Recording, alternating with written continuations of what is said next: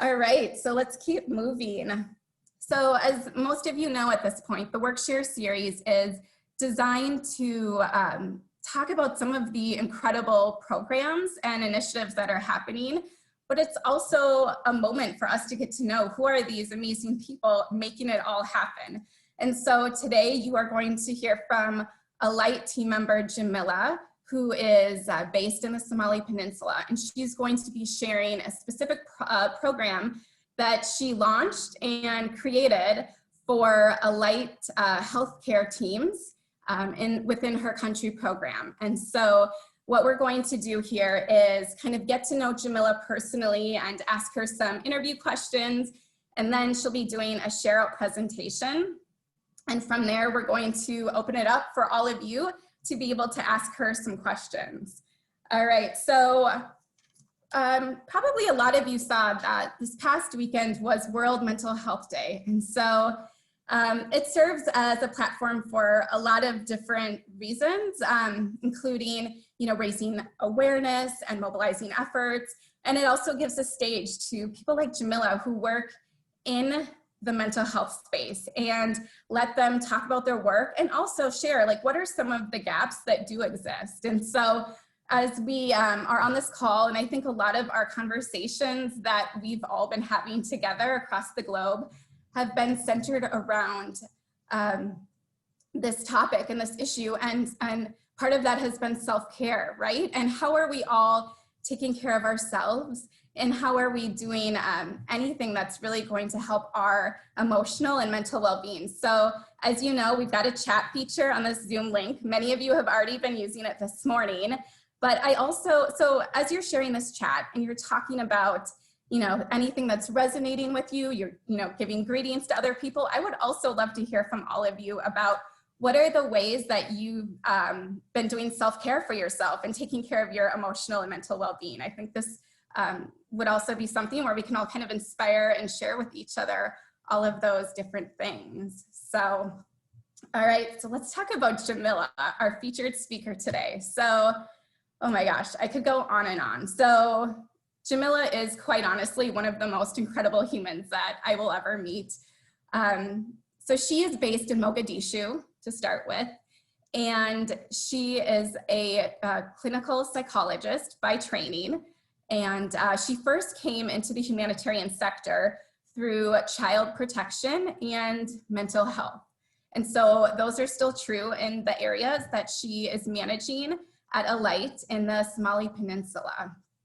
And so, one of the things that really stands out as I've gotten to know Jamila is this true authentic connection where everything that she has done since she was a teenager, and she'll tell you about that, she's had this really strong intent and purpose, and she's poured her heart into all of the ways that she has helped so many people throughout her life. And, I think it really shows how she has done this by, here's an example. The UN has recognized this program she's going to be talking about today and has asked her to figure out how she could scale well beyond our program. And so I just think that is such a testimony to the wonderful work she does and how she really brings her whole self into this space. So before I start asking her questions and before I put her on the spot, I'm asking all of you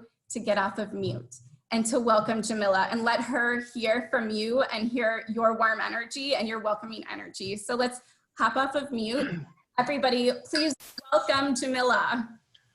Hi, Jamila. Welcome, Jamila. Happy to have you here. Welcome, Jamila.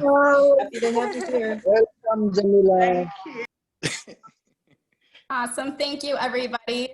All right, you can hop back on mute and we're going to go ahead and get started. All right, Jamila, are you ready? Yes, I'm ready and excited. Thank you, Nadia.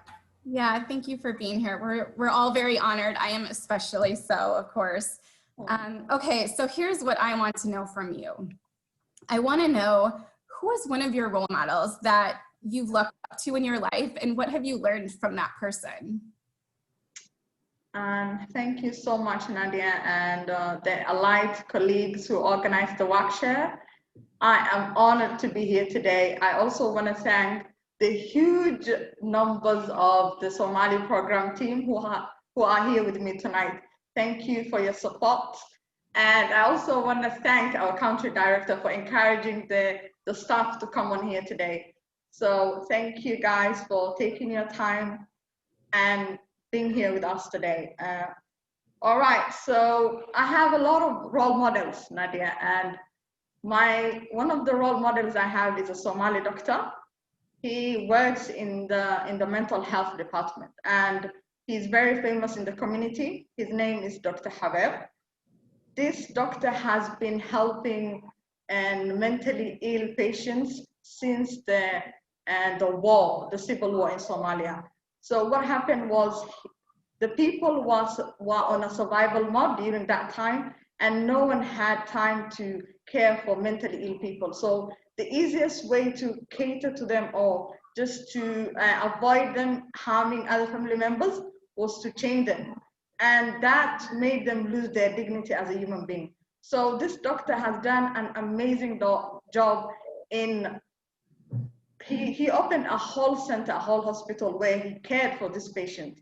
So he is one of my role models. He is selfless, and that is what I look in a person, selflessness and working for the humanity without looking anything in return. He worked in his hospital without any funds.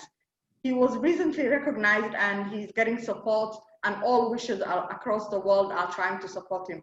So you can also check his work. He's all over YouTube and his name is Dr. Habib.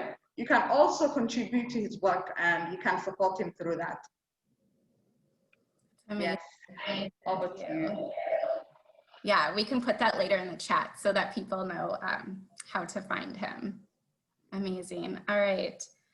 So I'm also curious, what is maybe the best thing or just something really remarkable that's happened to you in the last year of your life? All right, so it has to do with my work, my daily work. So I work with Yemeni refugees, and the people who I constantly work, some of them are girls in school. So we had a challenge in the education program where young girls will drop out of school because of early marriages. And I had this particular student, her name was Somali. She's a brilliant young lady who is very energetic, very bright, but she was married.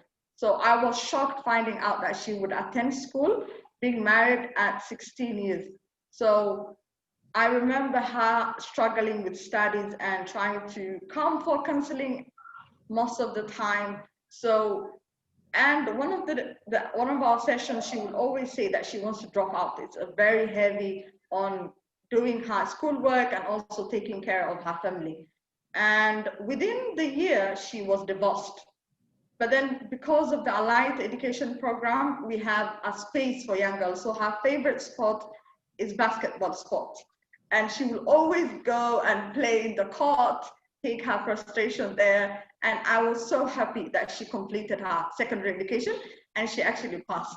That was one of the best experiences I had in terms of working with girls and in education. That's amazing. Thank you for sharing. And you're still in touch with her? Yes, definitely. She's a mentor now for young girls who are married, but are school-going girls. So she encourages them not to drop out despite being married and having a huge responsibility on their shoulder. Mm-hmm. Yeah. Yeah, it's amazing. So tell us, what does a day in the life for Jamila look like? What is your typical day?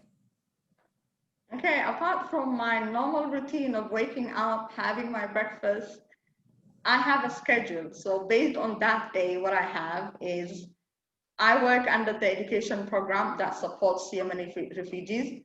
I don't know if some of you are very aware, but Somalia has been hosting Yemeni refugees, especially in Banadr region, in Mogadishu region. So we have around 1,500 families, and we provide education to 650 children across the Banadr region. So I supervise or provide psychosocial support to these children and their mothers. So a typical day for me will be if I have a certain school to visit where I want to give a counseling session to a child who is seen to be distressed, or a mother who needs counseling session, I will go and visit that the school.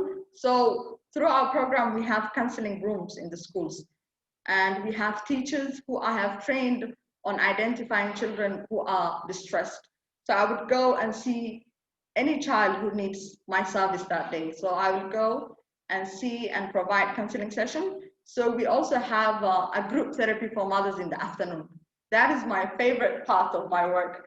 So, and the reason being is we have mothers who are very distressed, trying to adjust to Somalia because they have moved from Yemen. So it's very hard for them to adapt to the new life and to the new environment.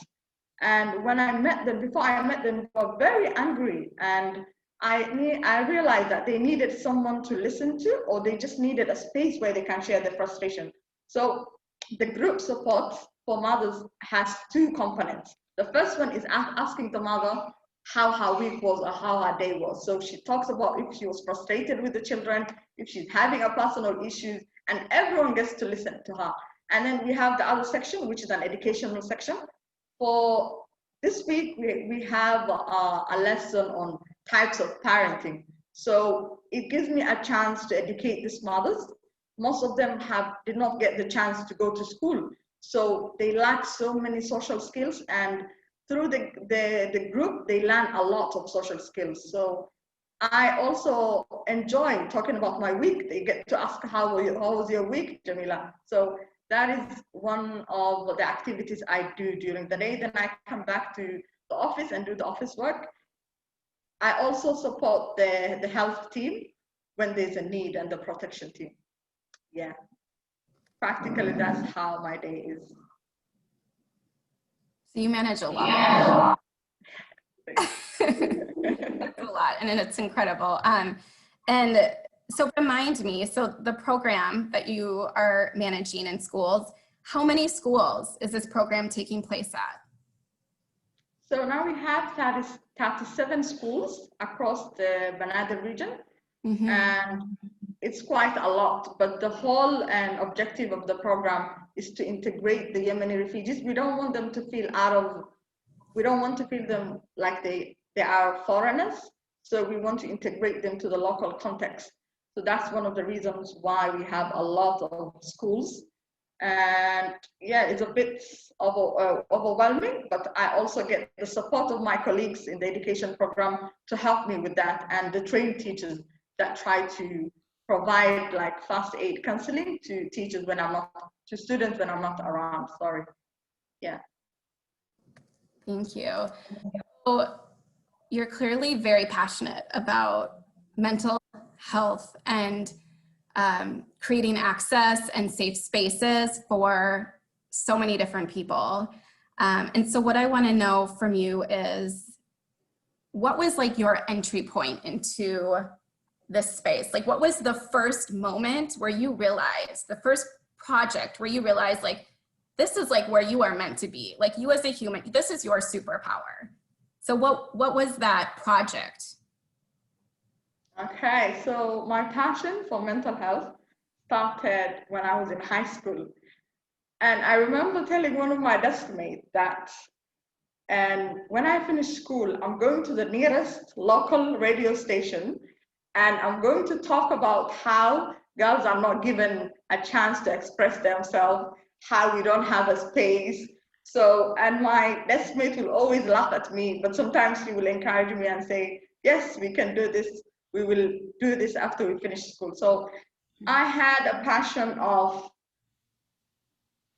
creating a space, because I noticed at a young age that we lacked a space for girls and any programs that are empowering girls. So I remember when I finished high school and we were waiting to enroll in university, there was a little bit gap, like few months before you apply for university and the university accepts you. And I was attending an IT classes.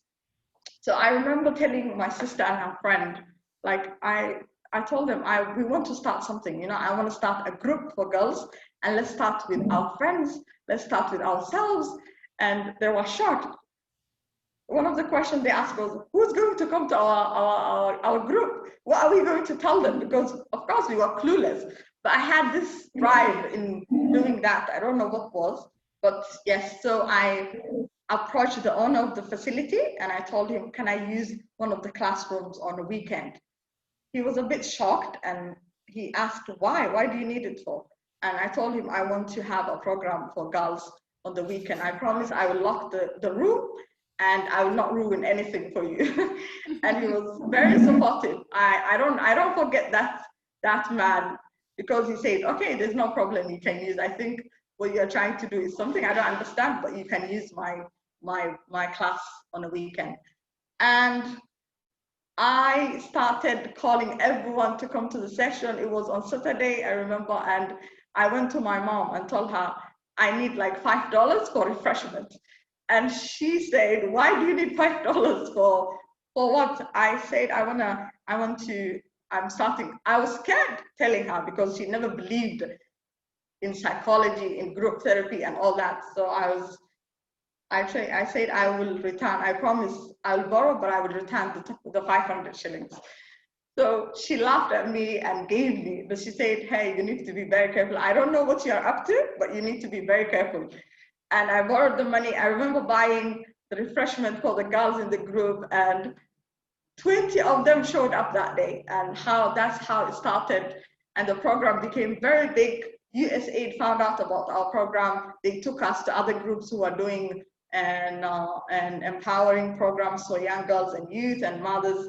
And the project became really big. So at a young age, I had that vision of creating a space for young girls and mothers who were stressed and were just at home. They had no activity, nothing else to do. So I think that is where it all started. It's amazing, thank you. All right. So my last question before you do your share out presentation, you know, like I was mentioning with World Mental Health Day, this is also like a time for professionals like you to be able to share, like, what are the gaps? What are the programs and initiatives that aren't happening that you really think should be? So I'm curious if you maybe want to tell us if there was a change, a program, an initiative, if there was something that you could create in the Somali Peninsula, what would that be? Okay, for Somalia, I think there's a huge gap for mental health. And I think the focus is more on other basic needs like education, health, food, wash. So it's a neglected area. What I would wish for in Somalia is having more mental health services that are accessible by everyone in the community, and having a center in every district where people can go and talk about their issues. Because I think people need to be heard. There was a civil war in the last 30 years, and people are very angry, and people are mad. They don't know, like, some of them believe that the war favored one side. So through my previous program for the urban refugees in Nairobi, I realized that through mental health centers, people reconcile, because you realize that this person, the war did not favor anyone. So the effect of war on people is the same across the whole country. So I believe that we need to invest more on mental health. We need a more accessible and mental health services, especially for young girls. There's a lot of a lot of issues within the community about young girls. The divorce rate is very, very common for young girls in Somalia. So I always wonder, where do they go to for mental support? Where do they go for moral support, you know?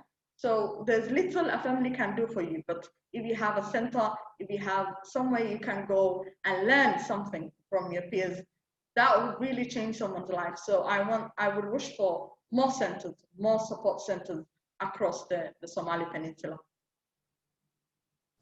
Yeah. That's amazing, thank you. All right, are you ready for your share out presentation? Yep. Okay, perfect.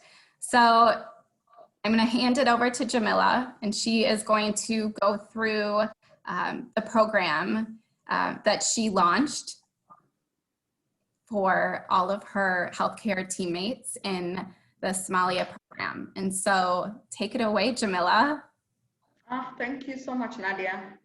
So I think we have a slide on what really happened during the coronavirus on a field level, on a ground level in Somalia. So the first slide, we are going to touch on how our healthcare workers were overwhelmed during the outbreak. I think no one was ever ready for the effects and the mental fatigue the coronavirus will have on everyone. But the people who are really affected were our health workers who are on the front line and trying to serve their community. So I remember hearing like a colleague was tested positive, and everyone go crazy in our facilities because no one knew. There was so much misinformation going on. There was so much fear within the colleague, and people started stigmatizing their own colleagues. So it was a very, very difficult moment for our health workers. And I realized that there's something that we have to do something regardless of what it is. So, and one of the things I could see was people were confused and very stressed. What we did was, one of the things that people forget when there's a crisis and when there's an outbreak and when you're mentally fatigued and when you're overwhelmed is you forget about yourself. So one of the areas I noticed that people needed was self-care and psychological first aid.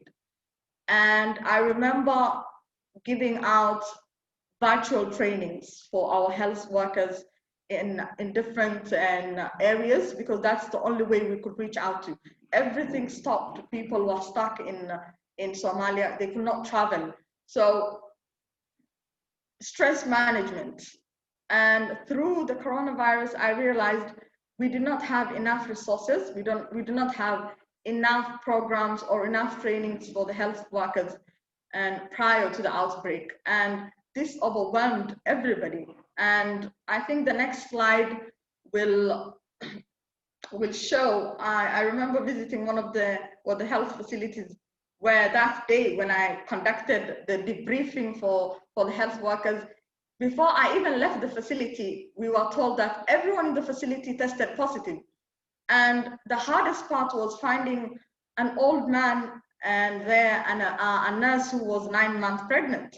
So breaking to them and telling them that this is the results for your test was very hard. They had families, they had children who are very close to them. And some of the things they will tell me is, how would I go home and ignore my child who really is very close to me? So I think with Alight and support system at that time, where we told them that we can provide for you anything you need. And that moment we developed a hotline for them where they could call anytime they need our support. And I also wanna thank the health management who were there with the staff at that time who tested positive. So one of the trainings I gave was psychological first aid. They really loved. It's a whole and training that touches so many things. It touches how you care for yourself. It touches how to cope and manage difficult situations. It also talks about how you can cope with isolation. So they really loved that, and I think it came in handy for them. And yeah, another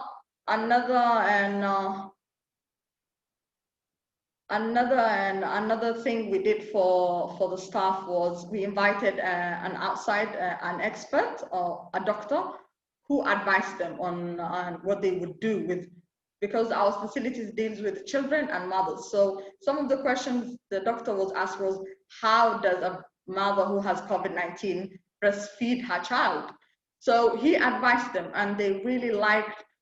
There was a lot of misinformation, and that cleared the whole environment for them. I gave them the hope and the confidence to still serve their community, despite the fears and the misinformation and the stigma going around. So that was really a challenging time for everyone, I believe. And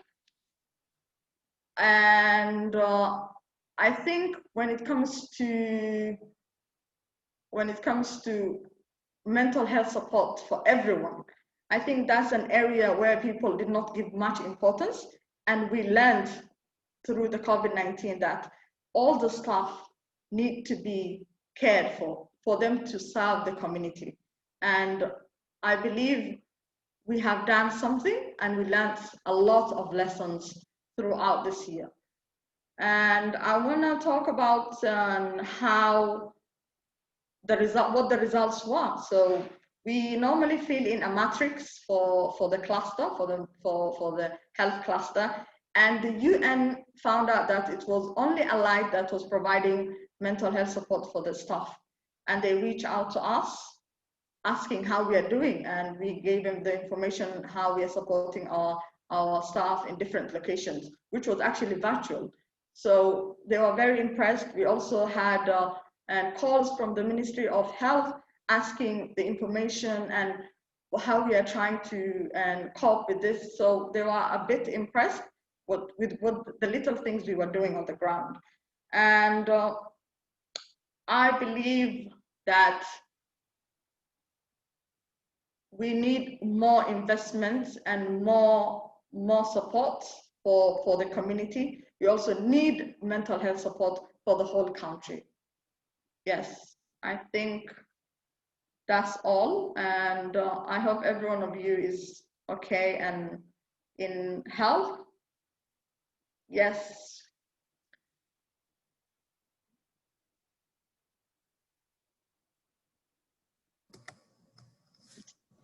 Thank you, Jamila. Okay, so, you know, it's interesting because you're talking about how all of these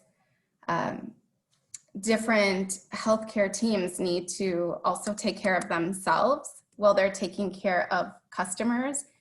And you're sort of taking care of them, right? To make sure they take care of themselves. So I'm just curious, how have you taken care of yourself during this pandemic? Okay, so working in mental health is very rewarding. You know, you see someone who was stressed and changing throughout your health, and and getting the support they need. But at the same time, it comes with the cost of your own mental health. So I remember becoming I was away from home 4 months on the ground, and that created a little burnout for me. So I was given a whole month to recharge and to relax again. So sometimes I care for myself when I feel like it's time to rest and time to take a break. So it's rewarding, but it also has its own challenges.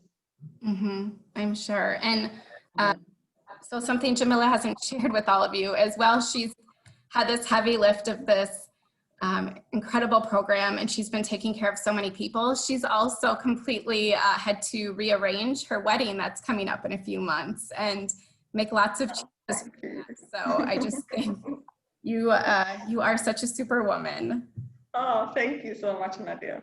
Yeah, so I will say that if anybody has questions, you can start putting them in the chat, or we could see if you want to hop off mute, or you could send me just directly the message, however it feels comfortable to you.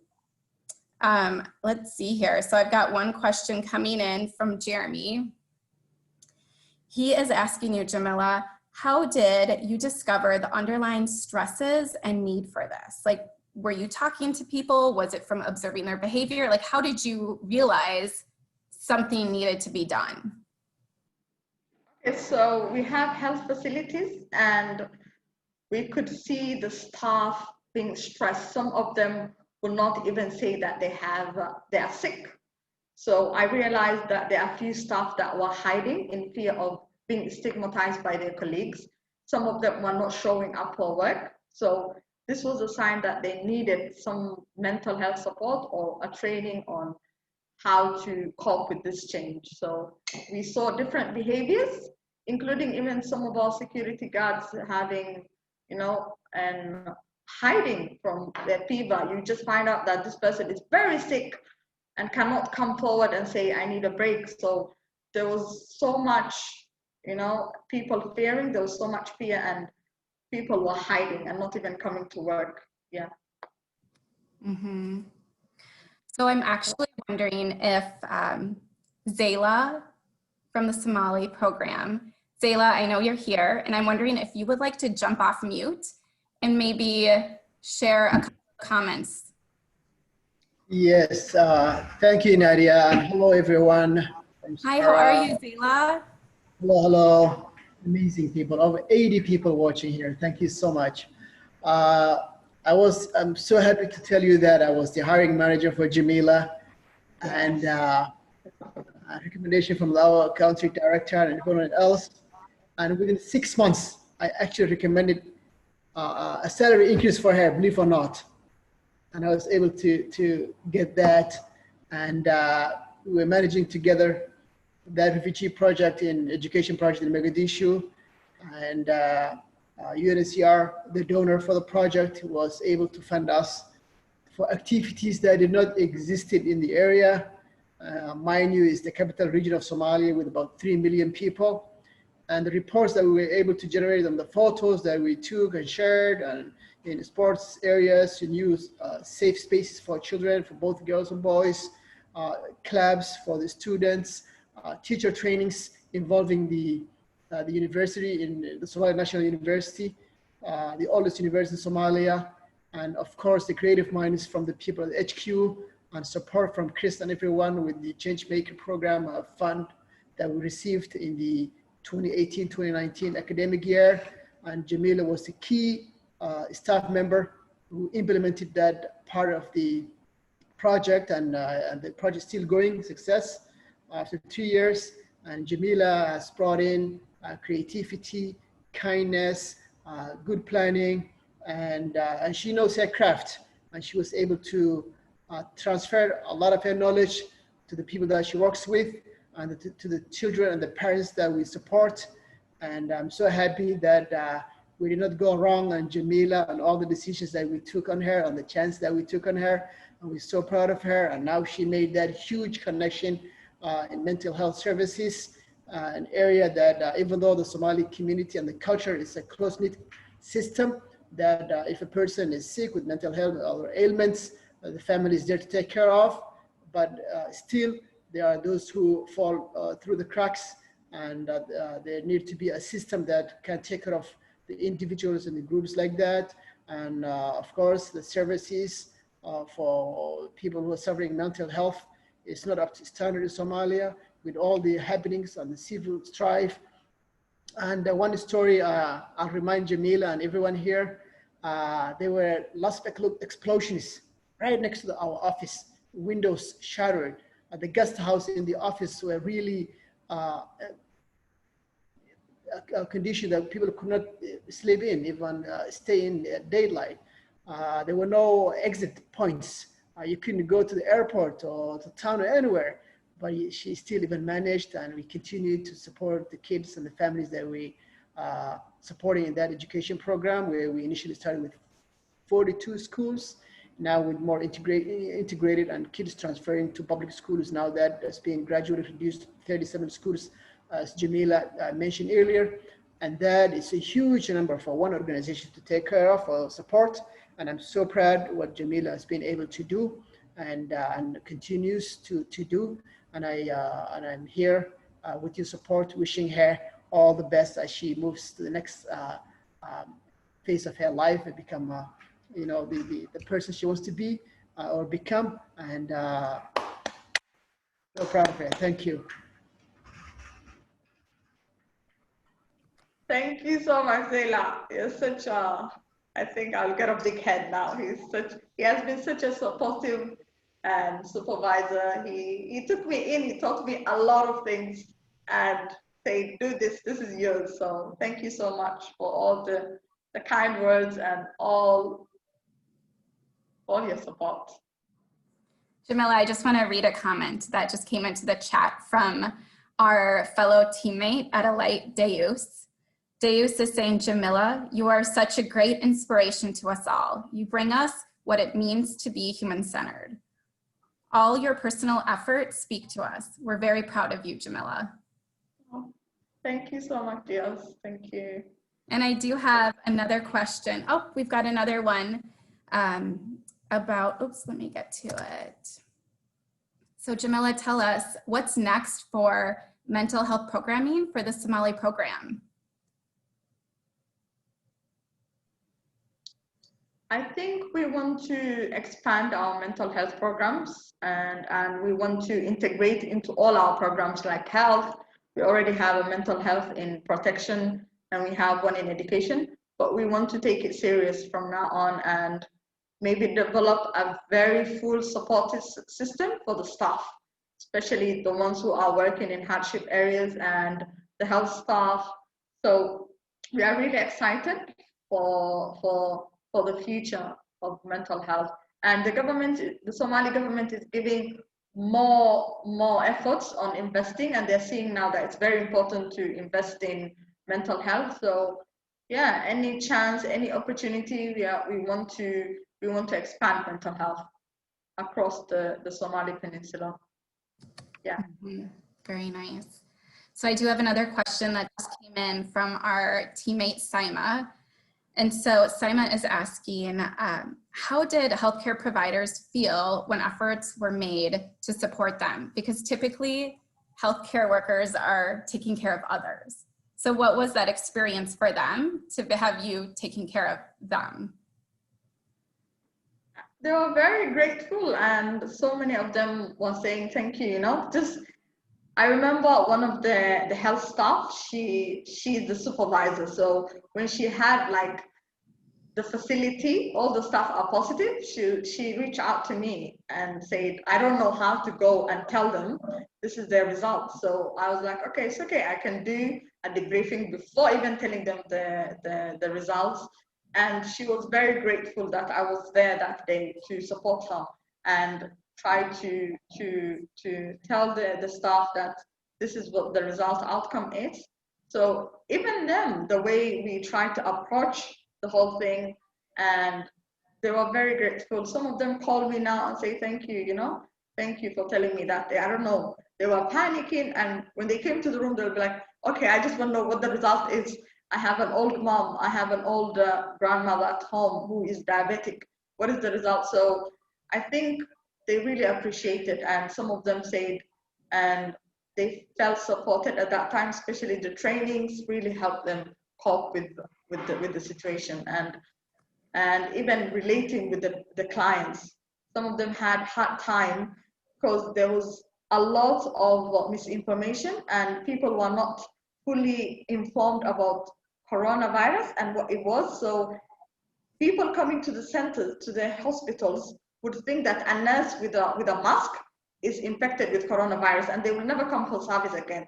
So they said through the trainings, the communication trainings, we could talk to patients better.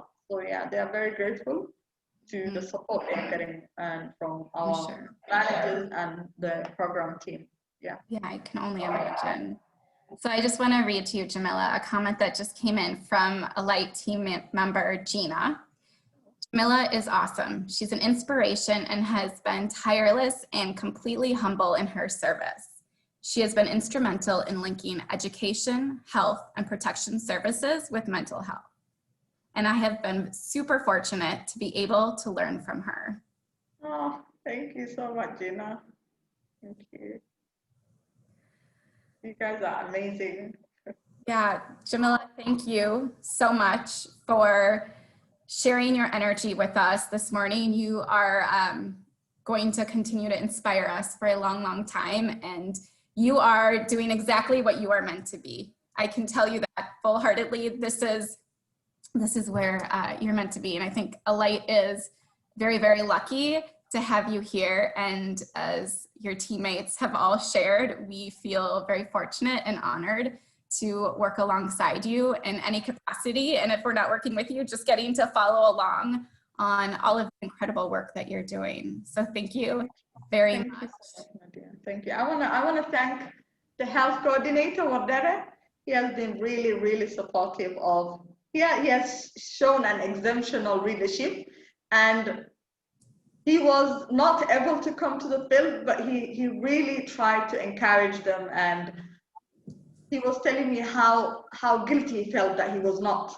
So he told me a great words. He said, I wish I was here with them than being stuck somewhere else. So I want to thank him too for showing a great leadership for his staff and awarding them too. Yeah. Thank you, Wadere. Jamila, is there anything? Thank you so much, Jamila. Uh, it was great having you on board. You came on board the right time when we were exceptionally tired, and you really supported the frontline healthcare workers. Continue with their work with encouragement and support. This is something that cannot be forgotten because Corona itself is something that has never happened. And we thank you for all the good work. We thank you for all the support of the health and nutrition team. These are the same team who are supposed to be treating the corona and keep serving, but some of them got infected. But you are there, you are the shoulder to lean on, and we thank you for all that. Thank you so much, Jamila. Thank you. All right. Jamila, is there anything else that you want to share before we wrap up this call? Yes, I just want to tell everybody, like, not all wounds are visible. So some mental wounds are there. So you need to be there for your colleague who is, you never know what they're going through. So make sure you check on your colleagues and be supportive of them, and yeah, be nice to each other and be kind to yourself too, and take care of yourselves. Yeah. Thank you. All right, everyone, we are going to wrap. Thank you so much for being here. I do want to tell you about next week though, before you end. And of course, I want to be able for us to give a proper goodbye to everybody. And so next week, we're going to hear from Shadrach, who is in South Sudan, and he's going to be sharing out with everybody an incredible success story about bringing clean water to a community that never thought that this would happen for them. In fact, there was many attempts before Alight to try and bring water, and it just failed over and over. And so Shadrach was part of the team that made this happen, and he's very proud of it, and he is excited to be able to share with all of you what that entire project looked like. So hope to see you next Thursday, and let's get off of mute and all say goodbye to each other. Hey, Nadia, can I ask you question? Can I ask you them question with Jamila? Yes, of course. Hey, Jamila, really, I appreciate you that you have doing this great job. So me in my organization, our organization is doing with October 27 in Mental Health Day here in United States with a firebolt in our office. So really, I like it. But I ask you one question about, we didn't have any document. So could you please, I tried to get some documents from Somalia, but Somalia, we didn't get any documentation and research they did for that, the mental health. If we share that one, maybe we can get a lot of fund every places. So we need to know the documents and the real situation on the ground. That's what we need. So talking only, it's not enough. So we need a documentation, a research that we use available everybody to see and check it up. So if you, and I know Dr. Habib, he is very famous in Somalia. Although I didn't see in Somalia, I was born and grew up in Ethiopia and directly to US. So, but I am Somali, so I like it to see like many Dr. Habibis and many Dr. Jamila. So we wait that one. Thank you. And I appreciate you, all of you, Nadia, Jamila, and all other participants. Thank you. Thank you, Mohammed. I think I'll share with you any documents that can be helpful to you guys. Definitely, I will share with you all the documents I have on mental health, and any need you help, you can reach out to me to any support you need, any technical support you need on mental health in Somalia. Yeah. And my email, I think I will share with my email around here chat. So Nadia, she will see it. So that's my email, so we can communicate through that one. Thank you. Sounds good. Thank you. All right. So Alyssa, if you want to kind of throw up our Alight flow code. So some of you have done this. If you haven't, grab your cell phone and then open up the camera on your phone. So what you'll do is aim it at this graphic that you see on the screen and then tap the banner that appears. And so once you tap that banner, this is going to take you to our Workshare series landing page. So you'll be able to register for next week. You'll be able to kind of, if you haven't been able to be a part of some of the past ones, you can watch previous recordings. There's a donation link. There's just kind of all the ways that you can engage with our work and with these projects. All right, so let's hop off of mute before we all leave and just say goodbye to each other however you would like. So go ahead, jump off of mute. Goodbye. Bye, everyone. Thanks for everyone. Bye, everyone. Hi, good to see everybody. Wonderful, Jamila. See everybody. Bye. Bye. Hi, Jamila.